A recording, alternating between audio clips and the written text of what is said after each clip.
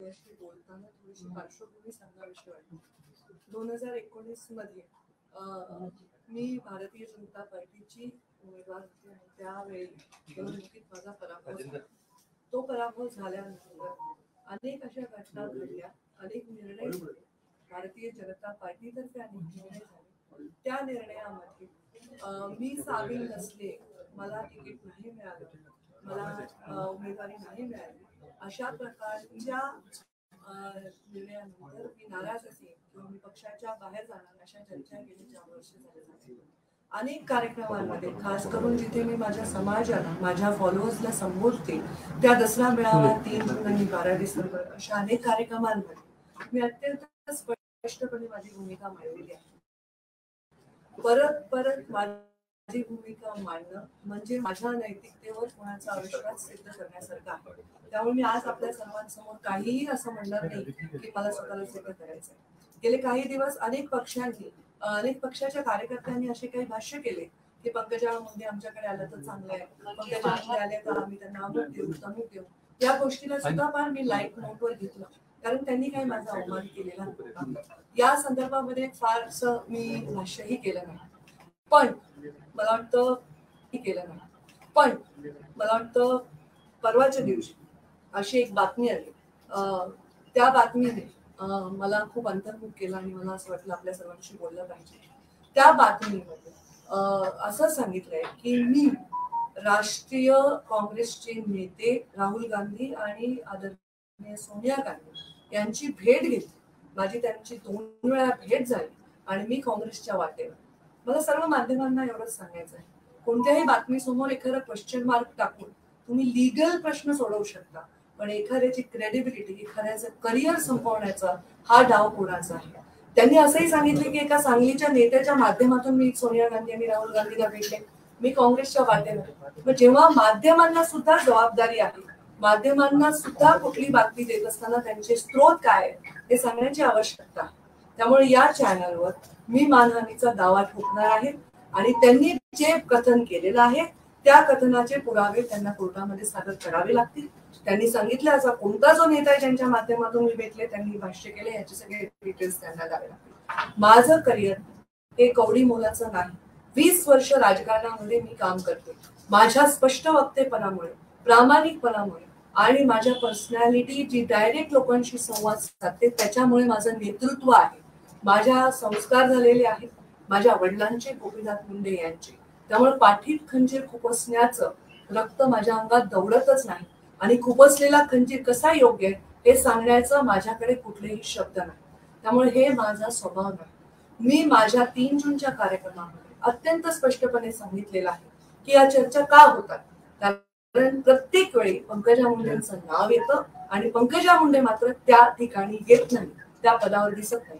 त्यामुळे या चर्चा होतात. तर हा दोष माझा तर नाही.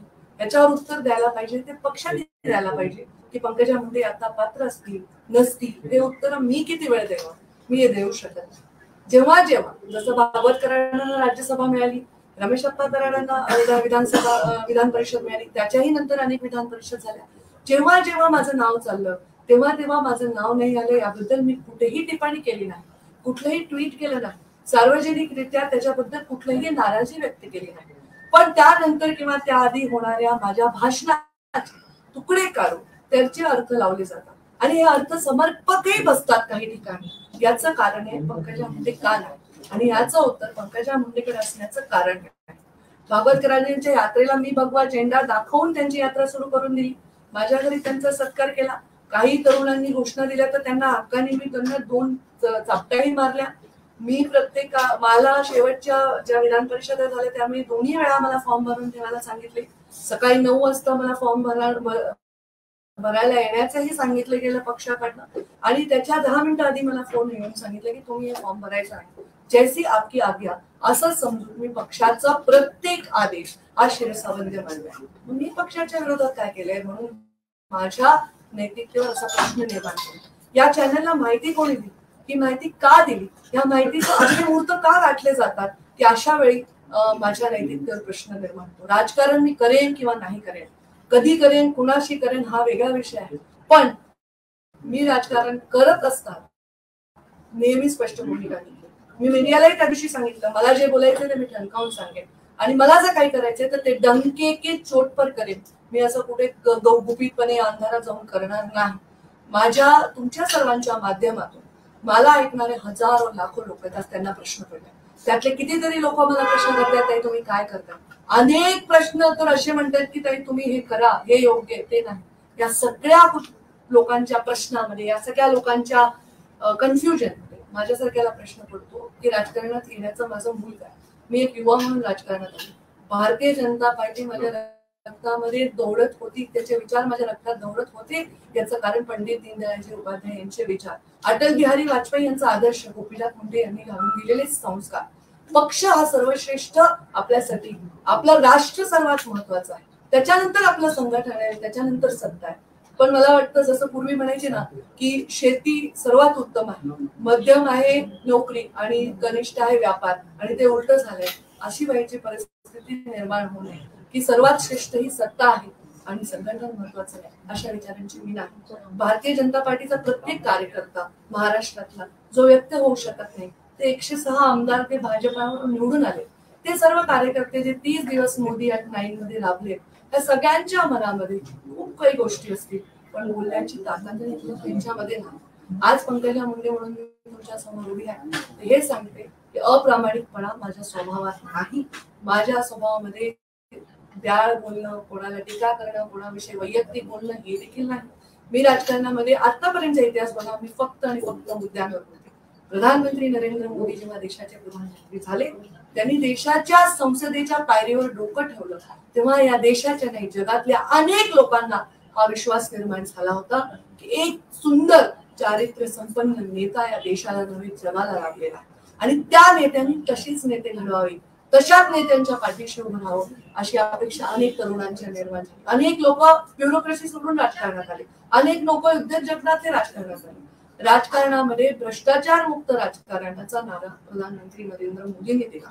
खातो नथी खावानो देतो नथी या वाक्याने माझ्यासारखा तरुण प्रभावित झाला आणि त्याच्या जीवावर मी राजकारणात आले. माझ्यावरही आरोप झाले, पण माझ्यावरच्या प्रत्येक आरोपाचं उत्तरही तुम्ही सर्वांनी दिलं.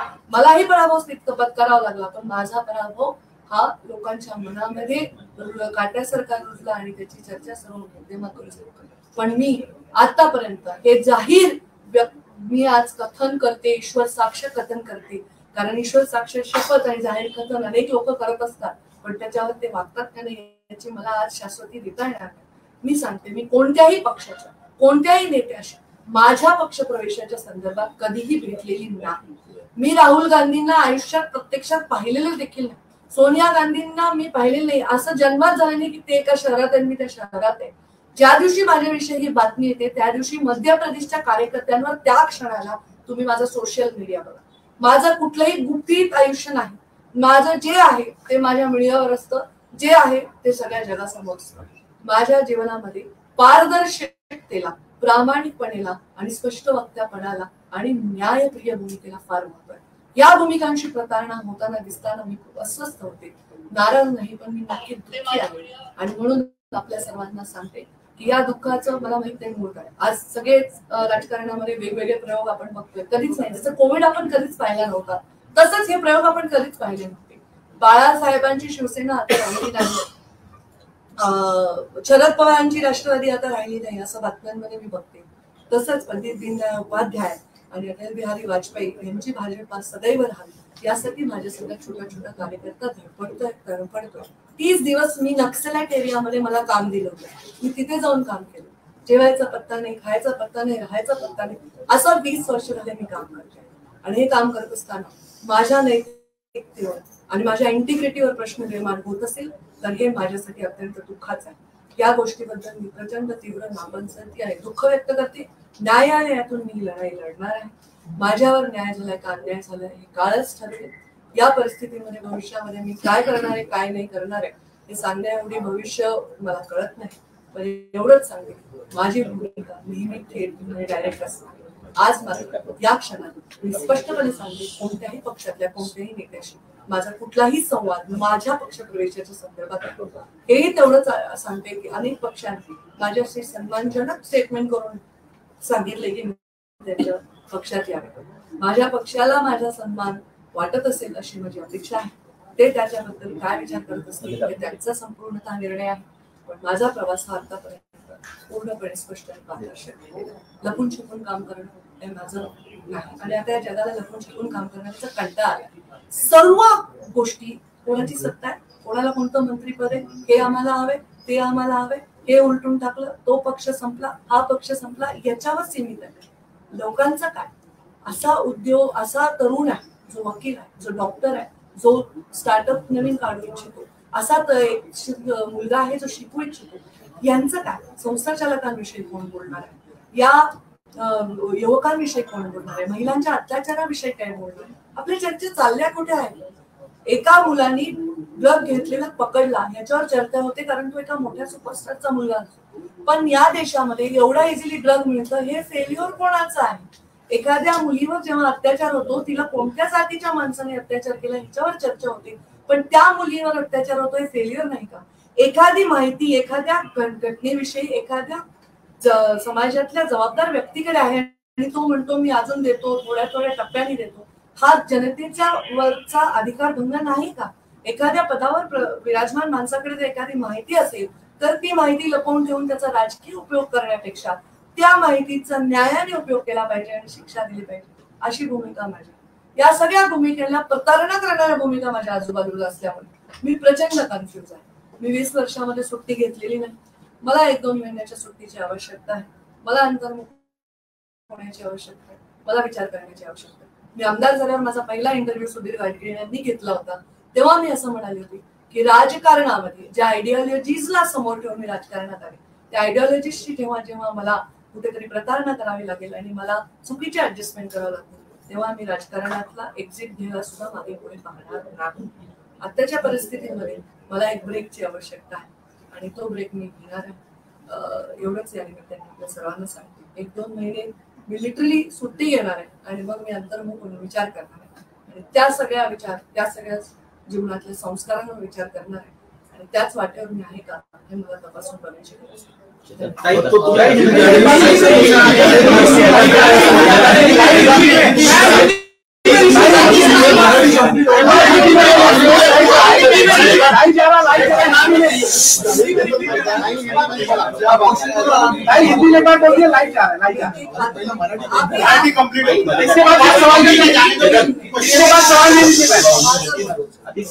पंकजा गोपीनाथ मुंडे आज पत्रकार परिषद दे रही हूँ। इसका कारण 2019 में जब से मैं चुनाव में पराभूत हुई हूँ, अनेक चर्चाओं का सामना मैंने किया है। अनेकों बार भारतीय जनता पार्टी ने निर्णय लिए हैं। अनेकों राज्यसभा का जब सीट आया तब मेरा नाम चलता था, विधान परिषद का सीट आया, चुनाव आया, मेरा नाम चलता था। ऐसे परिस्थिति में जब जब मेरा नाम चला और मेरे बारे में निर्णय नहीं हुआ, तब कभी भी मैंने कोई जाहिर कथन नहीं किया, कभी प्रेस कॉन्फ्रेंस नहीं ली, कभी सोशल मीडिया के माध्यम से मैंने व्यक्त कोई नाराजगी नहीं की। फिर भी मेरे बारे में चर्चा चलती है। अनेक पार्टियों के नेताओं ने कहा पंकजा जी नाराज है, हमारे पास आ सकती है। अनेक पार्टियों के नेताओं ने ये भी कहा कि हम उनको ये पद दे सकते हैं, हम उनको ये उनको ये स्थान दे सकते हैं। उसी बारे में भी मैंने उसको बहुत लाइट नोट दिया। पर कल परसों जो एक न्यूज आएगा, वो न्यूज ऐसे कहती है कि मैं राष्ट्रीय नेता जो कांग्रेस के हैं आदरणीय राहुल गांधी और सोनिया गांधी जी से मिली हूँ, 2 बार हमारा मिलना हुआ है। एक सांगली के नेता है जो हमारे इस मिलने में मध्यस्थ है और मैं भारतीय जनता पार्टी छोड़कर कांग्रेस की तरफ जा रही हूँ। ये जो न्यूज आई है, ये न्यूज सरासर झूठ है। ये न्यूज नहीं, मैं ये आपको शपथ पूर्व ईश्वर साक्ष्य कह सकती हूँ, क्योंकि आजकल शपथ पूर्व ईश्वर साक्ष्य हर कोई शपथ लेता है, पर वो उससे कितना प्रामाणिकता से उससे जुड़ा हुआ है मैं नहीं जानती। पर मैं आज ये सबके सामने कहती हूँ, कोई भी पार्टी के कोई भी नेता से मेरे पार्टी के प्रवेश के बारे में मेरी कभी भी कोई भी बात नहीं हुई। राहुल गांधी जी को तो मैंने प्रत्यक्ष रूप में कभी देखा तक नहीं, सोनिया गांधी जी को मैंने कभी देखा तक नहीं। ऐसा कभी नहीं हुआ है कि वो एक शहर में है और मैं शहर में। जब ये न्यूज आई उस समय मैं अपने मध्य प्रदेश के भारतीय जनता पार्टी के कार्यक्रमों में अपने कार्यकर्ताओं के साथ थी और ये न्यूज जब आई तब मुझे इस बारे में बहुत पीड़ा हुई, क्योंकि आज तक ऐसी न्यूज आती थी कि इनका ऑफर है इनका ऑफर है, मैं उसको लाइक नोट पे लेती थी। पर ये जो न्यूज है ये कहती है कि उनके पास ये मालूमात है, उनके पास ऐसे सूत्र कहते हैं, और एक क्वेश्चन मार्क डाल दिया कि क्वेश्चन मार्क डालने से लीगल सब सही हो गया। मैं इस चैनल पर मानहानि का दावा ठोकने वाली हूँ, क्योंकि मेरा करियर कौड़ी मोल नहीं है। लाखों लोग मुझसे जुड़े हुए हैं, उनके भवितव्य मुझसे जुड़े हुए हैं, और मेरी गरिमा, मेरी प्रतिष्ठा और मेरी इंटीग्रिटी भी इसमें चैलेंज होती है। मेरे सिर्फ पॉलिटिकल जगत में नहीं, सिने जगत में मेरे दोस्त हैं, उद्योग जगत में मेरे बहुत सारे मित्र परिवार हैं। आज वो सब मुझे ये सवाल पूछ रहे हैं। इतना ही नहीं, मेरा बेटा कहता है मम्मा ये न्यूज आ गया, ये सही नहीं है, पर ऐसा न्यूज कैसे आ गया। ये मेरे पर्सनालिटी पर उठा हुआ सवाल है, और ये कौन कर रहा है। इस देश के गृह मंत्री अमित शाह, प्रधानमंत्री नरेंद्र मोदी है। मेरा जैसा सूक्ष्म पार्टी का जीव अगर ऐसी कोई मुलाकात करता है या किसी को मिलता है, तो क्या उनको पता नहीं होगा? क्या मेरे फोन में मैं किससे बात करती हूँ क्या उनको पता नहीं होगा? मुझे लगता है मेरे जैसे सरल, स्पष्ट और पार्टी से प्रामाणिक नेता के गरिमा पर ये उठा हुआ प्रश्न चिन्ह है।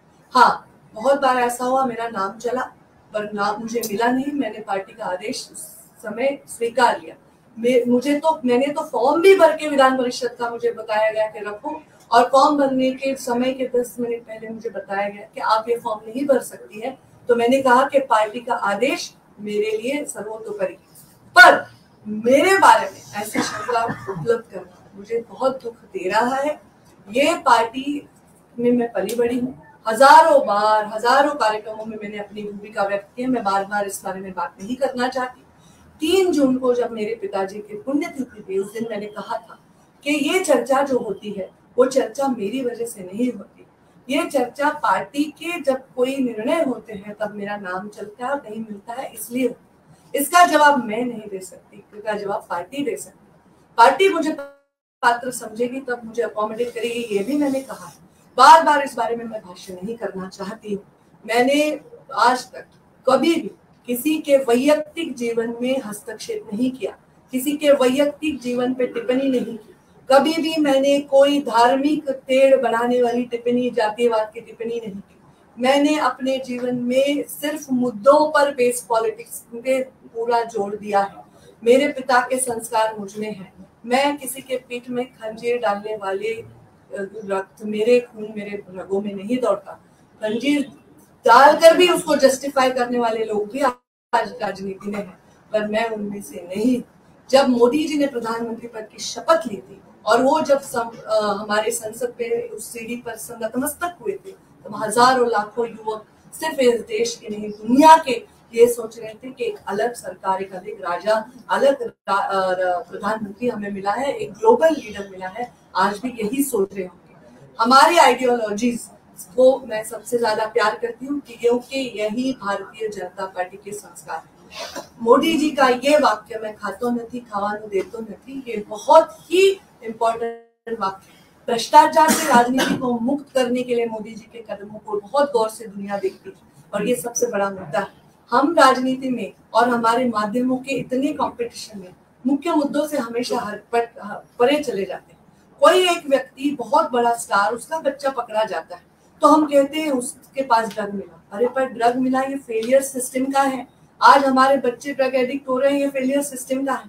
कभी कोई अत्याचार महिला पे होता है तो उस महिला की जाति, अत्याचार करने वाले की जाति पर चर्चा होती है, पर अत्याचार होना ये फेलियर भी सिस्टम का। कोई इंफॉर्मेशन कोई बड़ा व्यक्ति अपने पास रखता है और बोलता है मैं किश्तों में दूंगा, तो ये भी जनता के अधिकारों के ऊपर एक उसका खंडन करने जैसी बात हुई। अगर कोई व्यक्ति एक जिम्मेदार पद पर है विराजमान, तो उसके पास अगर कोई ऐसी इंफॉर्मेशन है जो समाज के प्रति बहुत आवश्यक है, तो उस पर उसको एक्शन लेना चाहिए, ना कि उसको किश्तों में मीडिया को बताना चाहिए। ये सब चीजें देखकर मैं दुखी हो गई। आज मैं रोज न्यूज देखती हूँ, बाला साहब ठाकरे की शिवसेना नहीं रही, शरद पवार की राष्ट्रवादी नहीं रही।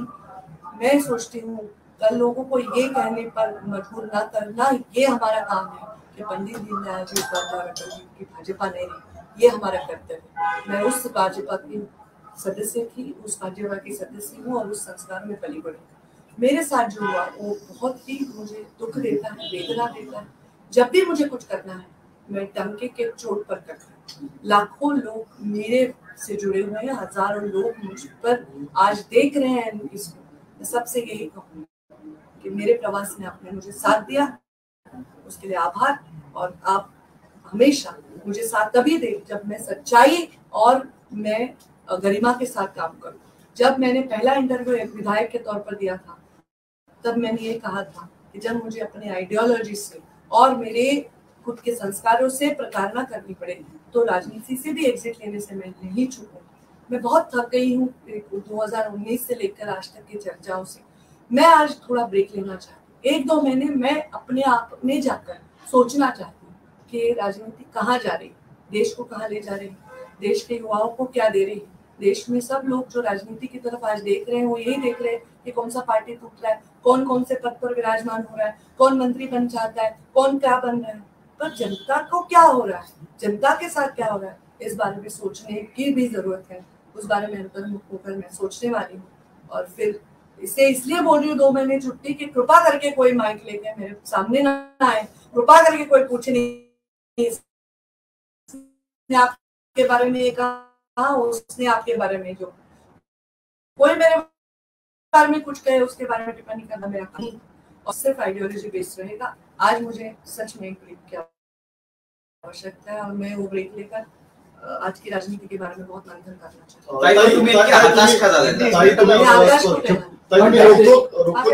तुम्ही रोखोक भूमिका म्हणलेली आहे, मी कोणत्याही पक्षामध्ये जाणार नाही. मात्र ही भूमिका मांडताना तुम्ही असं देखील म्हणलेलं आहे की मी खंजीर खुपसणारा व्यक्ती नाहीये आणि ते रक्तामध्ये नाहीये. सध्याच्या राजकीय स्थितीमध्ये हा पार्टीत खंजीर कुणी खुपसला नाही का, काय सांगाल तुम्ही? रोख कुणाकडे? मला याच्यावर काहीच उत्तर द्यायचं कारण माझ्या पत्रकार परिषदेमध्ये मी त्या चॅनलवर मानहानीचा दावा करणार आहे, हे महत्वाचा मुद्दा आहे. मी कोणत्याही पक्षाच्या कोणत्याही नेत्याशी माझ्या प्रवेशाबद्दल कधी चर्चा केली नाही, हे महत्वाचा मुद्दा आहे. त्यामुळे उगीच काहीतरी प्रश्न विचारून तुम्ही पण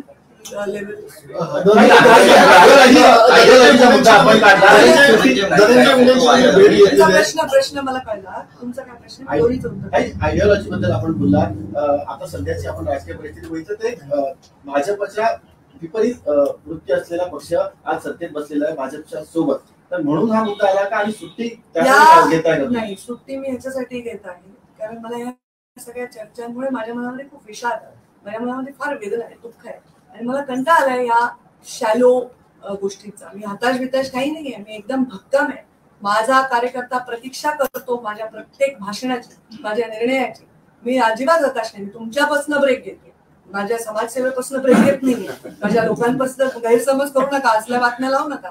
मी ब्रेक ह्याच्यासाठी घेतली की मी या सगळ्या गोष्टींवर टिप्पणी करण्यापासून मला परावृत्त व्हायचं आणि म्हणून आता या जे तुम्ही मला प्रश्न विचारला याचं उत्तर मी देऊ शकत नाही.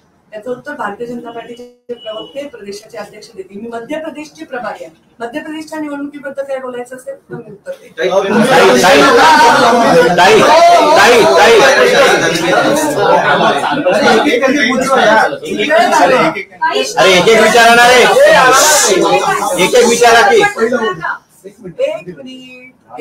बोला ते. धनंजय मुंडे मला भेटायला आले होते. त्यांनी शपथ घेतल्यानंतर मला फोन केला, मी त्यांचं अभिनंदनही केलं.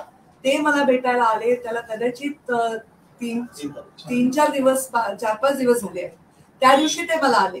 तुम्ही जर ते फोटो पाहिले तर तुम्ही बघाल माझा बुचोडा बांधलेला होता आणि मी माझ्या घरामध्ये छान लोळत बातम्या बघत होते. त्यांनी मला सांगितलं माझ्या घराच्या जवळ आहे आणि मी भेटायला येतोय. त्यावेळी मी माझ्या मंदिरातला दिवा पेटवला आणि त्यांना जे आपल्या संस्कृतीत असतं औक्षण केलं. ते मला भेटायला आले होते. ते 4 दिवसापूर्वी आले होते. त्यांनी आज का ट्विट केलं हे मला माहित नाही, याचं उत्तर ते देतील. पण ते आले होते आणि मी त्यांना शुभेच्छाही दिल्या. मला कोणी मंत्री झालं त्याच्याविषयी आनंदी धनंजय झाला तर आनंदच, मी त्यांना शुभेच्छाही दिल्या. या नवीन जी समीकरणं झालेली आहेत त्यामुळे तुमचा जो मतदारसंघ आहे त्याच्यावरती आता प्रश्न निर्माण होते, कारण की तुम्ही त्यांच्या विरोधात लढला आणि आता ते तिथे आमदार आहेत. आता भविष्यात पुढे काय या सगळ्या मतदारसंघाचं तुमच्या वाटचाली? ज्यांनी हे निर्णय घेतले त्यांनी उत्तर देऊ शकतील. तुमच्यासोबत चर्चा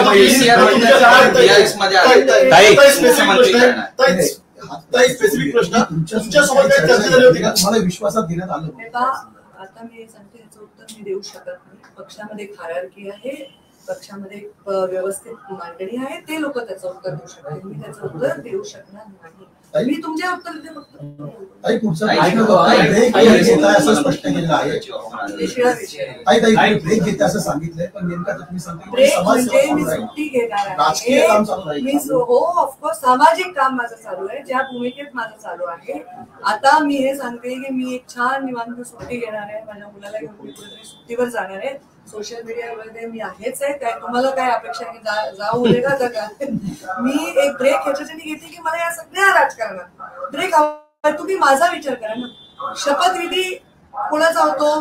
शिवसेनेचा आणि भाजपचा पंकजा मुंडेची चर्चा, राष्ट्रवादी आणि भाजपचा पंकजा मुंडेची चर्चा, कोणाचं नाव चालतं? पंकजा मुंडेची चर्चा. अरे पण ही चर्चा मी घडवली का? मी कधी मीडियाला एक तुमच्यापैकी कोणाला आहे मी आयुष्यात कधी फोन केला? तुमच्यापैकी कोणाला मी बातम्या लावायला सांगितल्या? तुमच्या कधी एडिटरला मी कधी कोणाला फोन लावून सांगितलं हे लावा ते लावा? माझ्या अनेक लोकांची मैत्रीपूर्ण संबंध आहेत, अनेक लोकांचे माझे अगदी भावासारखे माझे नाते आहेत, पण मी त्यांनाही कधी राजकारणात सांगितलं की हे बातमी लावा, असं करा. मग मी एखाद्या सभेत भाषण करते, त्याचा तुकडा होतो आणि तो लावून माझी गरिमा खराब होते. मला हे अजिबात अस्वस्थ करणार. माझा संबंध राजकारणाच्या पलीकडे जाऊन अनेकांशी आहे, अनेक उद्योजकांचे आहेत, अनेक सिने क्षेत्रात, एंटरटेनमेंटच्या क्षेत्रात संबंध. ते सर्वजण मला प्रश्न विचारतात आणि अशा प्रकारच्या शॅलो पत्रकारितेचा निषेध मला करावा वाटतो. त्याच्यात काही सगळे समावेश नाहीये. ज्यांनी हे केले त्यांच्याविषयी मी मानवणीचा दावा टोकणार. हे आज तुमच्यासाठी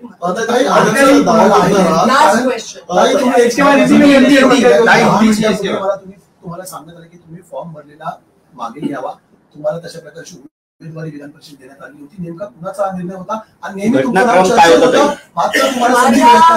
माझ्या म्हणणं मी जे बोलले ते परत एकदा मी रिपीट करतो की माझा स्वभाव तुमच्या लक्षात आला आहे की मला जेव्हा एखाद्या पक्षाने आदेश दिला तो मी तो स्वीकारला. त्याच्यावर मी प्रश्न नाही विचारला की का, ह्याचं उत्तरही माझ्याकडे. धन्यवाद.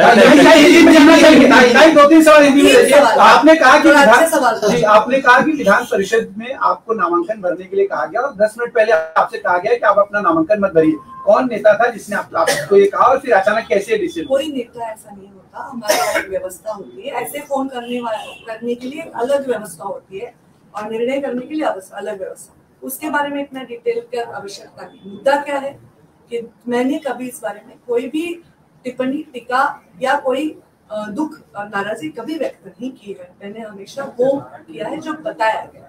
तो ये मेरे बारे में क्यों ऐसे सवाल? आपने कहा कि 9 साल पीएम के हो चुके हैं और सबने अच्छी तरीके से मनाया भी. आपने वहाँ पे सवाल भी उठाया कि अगर ड्रग्स पकड़ा जाए तो सिस्टम पे पहले महिला के साथ अत्याचार. क्या आपको लगता नहीं कि आपकी सरकार 9 साल से इन सब चीजों पे प्रॉपर ढंग से काम नहीं कर पाई? मैं ये कह रही हूँ कि हम मुद्दों की चर्चा न करते हुए हम उसके इर्द गिर्द विवादों की चर्चा करते हैं. हमको जो चीजें थ्रिल देती है हम उसकी चर्चा करते हैं. ये बहुत भयंकर विषय है. हम उस बात की नहीं चर्चा करते जो इस देश के और इस सिस्टम को हानि पहुंचा रहा है. ये मेरा कहना है. राजनीति से संन्यास ले रही हैं आप? 1 महीने 2 महीने ब्रेक जॉब ले रही हैं? भैया मैं ब्रेक जॉब ले रही हैं क्या? राजनीति से ले रही हैं ब्रेक? मैं छुट्टी ले रही. छुट्टी का क्या मतलब है? ब्रेक ले.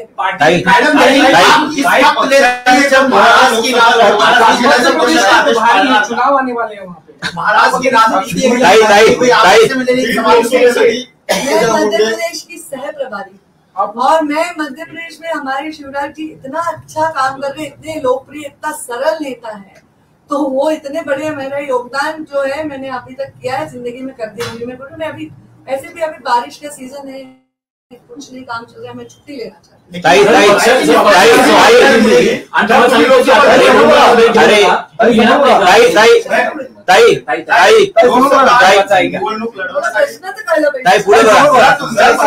लोकसभा निवडणूक लढवण्यासाठी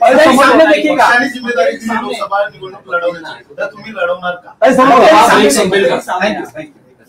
सामने देखिए ब्रेकचा आकडा सांगितलाय ना, किती सांगितलं? 2 महिने. परत तेच विचारतात म्हणूनच सांगते. परत असं तुम्ही किमान 12वी पर्यंत शिकलेले असाल अशी माझी अपेक्षा. बरोबर. मी वेळ काय दिला ब्रेकचा सगळे सांगा एकदा. 2 महिने. ताई आम्हाला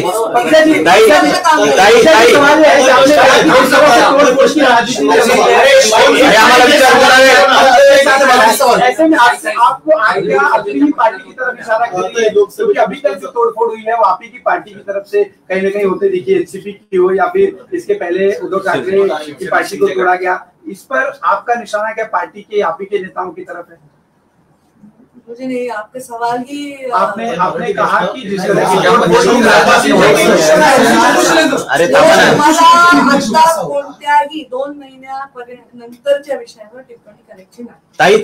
ताई ऐका ना, ताई एक प्रश्न आहे। दादांनी उपमुख्यमंत्री पदाची शपथ घेतली, तुम्ही म्हणताय अनेक अजित पवारांचं अभिनंदन करते, उपमुख्यमंत्री पदाची परत त्यांच्या धनंजय मुंडे जी आज भाजपमध्ये स्वतः पीएम मोदी म्हणाले की काही दिवसांपूर्वी राष्ट्रवादी काँग्रेस धनंजय मुंडे 70,000 कोटींचा भ्रष्टाचार त्यांनी केलेला होता। आजपर्यंत भाजपचेच नेते राष्ट्रवादीवरती नावं घेऊन टीका करत होते आणि आज ते दोघे सत्तेत बसलेले आहेत। म्हणजे स्वतः राष्ट्रवादीवरती महायुती जमवण्याचं कामही मुंडे त्यांचे नाव घेतले, त्यांनी तरी उत्तर दिलं पाहिजे, त्यांनी निर्णय घेतला त्यांनी तरी उत्तर दिलं पाहिजे। मी प्रवक्ताही नाही, महाराष्ट्राच्या कुठल्याही विषयावर मी काही उत्तर देऊ शकत नाही। मी सचिव आहे राष्ट्रीय आणि मला मध्य प्रदेशचा सहप्रभार आहे। महाराष्ट्राचे सगळे नेते जेव्हा तुम्ही प्रश्न विचारता हे सांगतात ताई आमचे राष्ट्रीय नेते त्या मध्य प्रदेशच्या सहप्रभारी, तर मध्य प्रदेशची सहप्रभारी म्हणून काही प्रश्नाचे उत्तर मी देऊ शकेन, महाराष्ट्राच्या कुठल्याही विषयावर मी काही उत्तर देऊ शकत नाही। थँक्यू। काय 12वी शिकलाय की नाही रे तुम्ही? 12वी मॅडम